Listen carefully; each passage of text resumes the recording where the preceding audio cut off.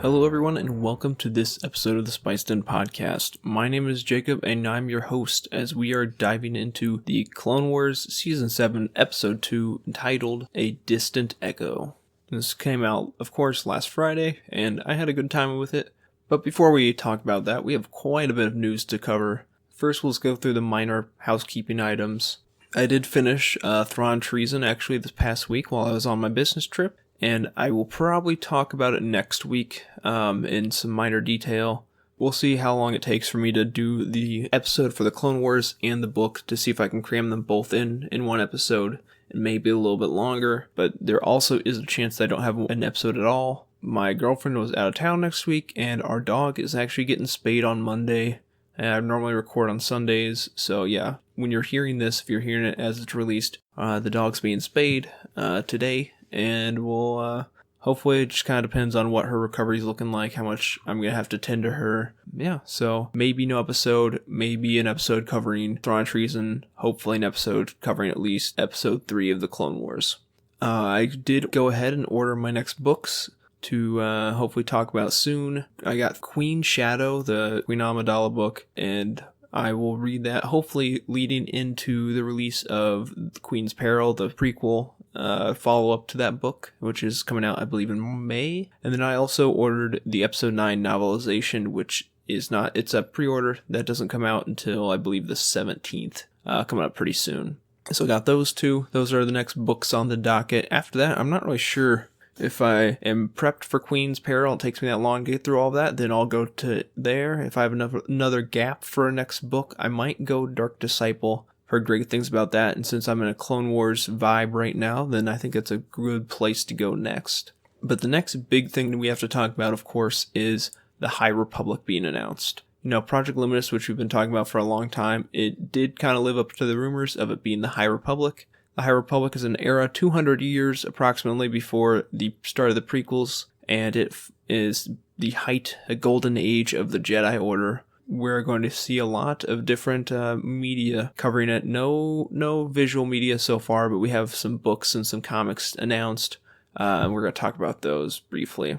So it's kind of a big writer's room since it's such a big collaborative process, which I'm excited for. I think this is a great new direction for Star Wars. After the past couple of years, things feeling a little disjointed. I think this is a good place where we can all come together and just start fresh. And I'm super excited for that. Some of the big headline authors are Cavan Scott, known for Dooku Jedi Lost, also a comic book writer. We got Claudia Gray, who did Bloodlines and Lost Stars. Charles Sewell, tons of comic book experience, including the Kylo Ren series. He did at least part of the Poe Dameron series, and I think he's been on some Darth Vader stuff as well, but don't quote me on that last one. The last two authors I'm not as familiar with. Those are Danielle Jose Older and Justina Ireland, but I'm excited to see what they can bring to the table. If you can look it up. There's a cool trailer talking about the whole initiative. You can see some concept art, which looks pretty wild. You have definitely a different aesthetic as far as Jedi, and it kind of makes me think of like the Temple Guards that we see.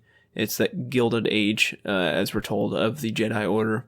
And we saw a lot of different crazy lightsaber colors. So I'm wondering if there's going to be an in-universe explanation for kind of the diversification of lightsaber colors between then and the prequels. Why it goes from, like, they had yellow and different shades of blue and black and purple in the concept art, and what causes it to go down to pretty much all blue with, like, a couple of greens, and, of course, Mace Windu being his own self. And then, you have the yellows of the Temple Guards, but that diversity, that big array, is no longer there. So I'm wondering if they're going to have an in-universe explanation for that. But we do have some announcements as far as upcoming media, upcoming releases. We have 3 books that have been announced so far and 2 comic book series. We have The High Republic, Light of the Jedi, The High Republic, A Test of Courage, and The High Republic, Into the Dark. That's an adult novel, a junior novel, and a young adult novel, all in that order, with The Light of the Jedi coming out first. That's going to be released on August 25th, 2020. That's the adult novel. It's written by Charles Sewell, and it looks great. We have a Wookiee Jedi on the cover, so that's fantastic. His Wookiee's name is Buryaga Agaburi, so his names are anagrams of themselves.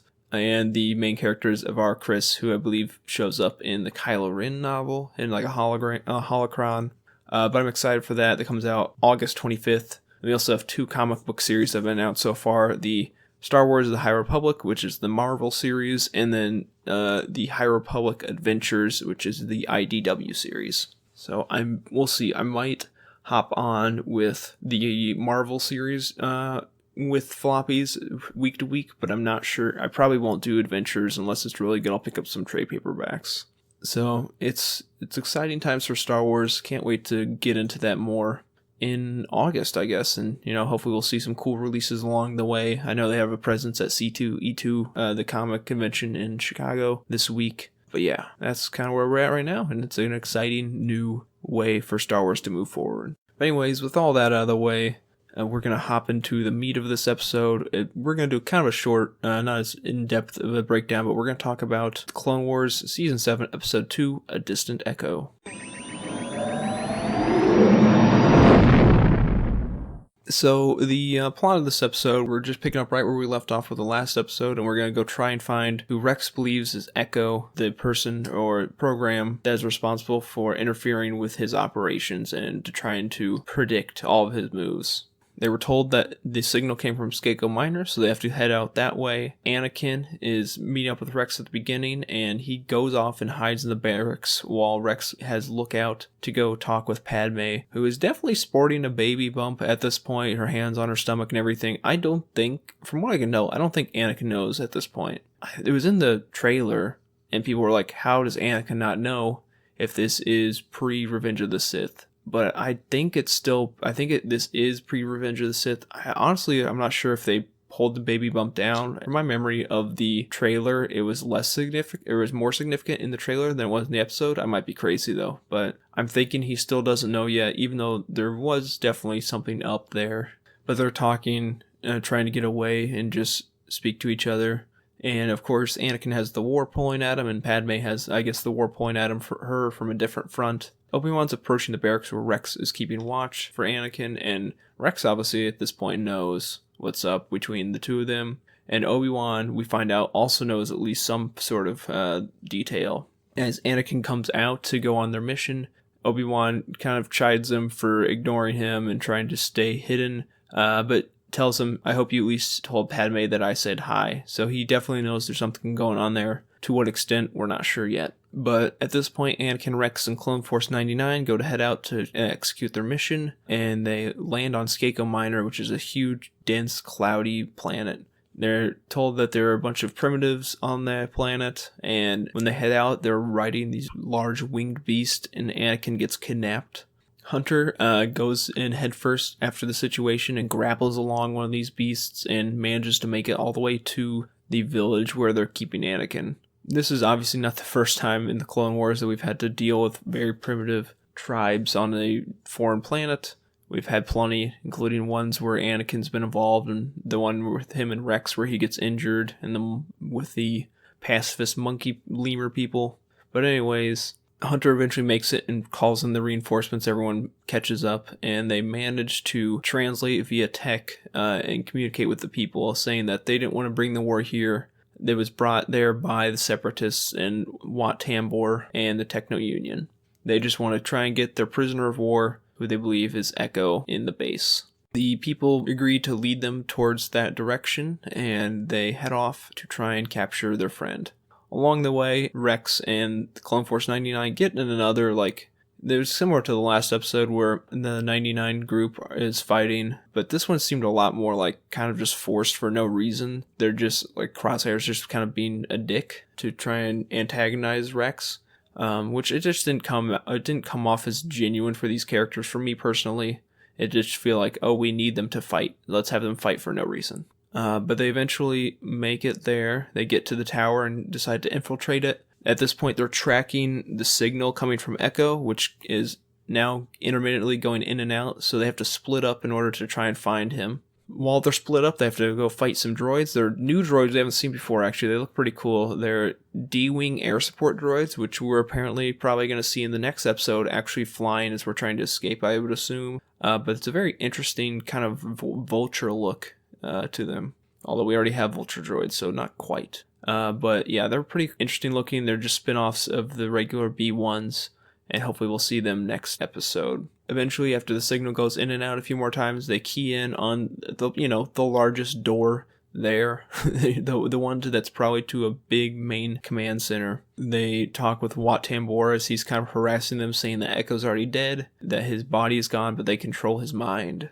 Anakin and the Clone Force are trying to keep the droids at bay, and Tech and Rex eventually splice their way into this main center. There's this big, kind of, I don't know, it reminds me of Metropolis, or I don't know, even Frankenstein, this kind of big tube at the top of the room that they managed to release something from. They know there's a life form from it, and if you know what pops out is Echo.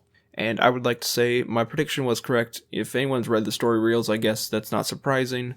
I had not, though, and I definitely called that Echo was not going to be... He's not going to be whole. He's going to be, like I said, he's going to be paraplegic, or either he's paraplegic and plugged in, pretty much like he was. He has cyborg legs at this point.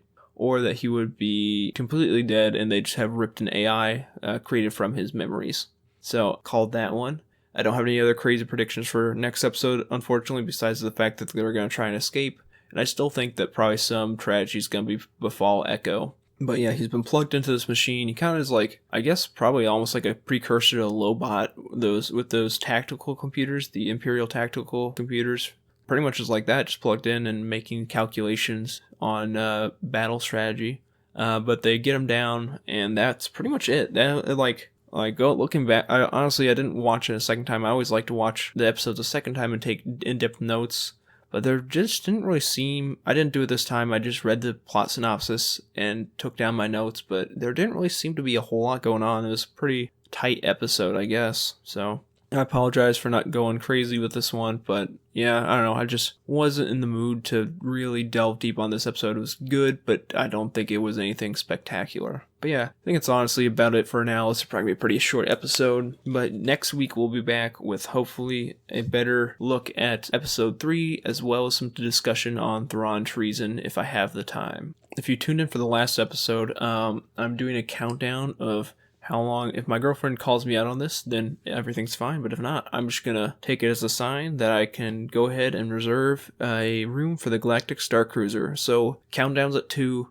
It's going to get to 0, but I'm definitely probably still not going to do it because it's going to be thousands of dollars. But you know what? It's something fun. So we'll see. Anyways, thanks for listening. If you liked what you heard, go ahead and subscribe to your favorite podcast service. I'm always open for feedback. You can find me at SpicedInPod on both Twitter and Instagram. Thanks to Graham Bull for providing the music. And as always, may the Force be with you.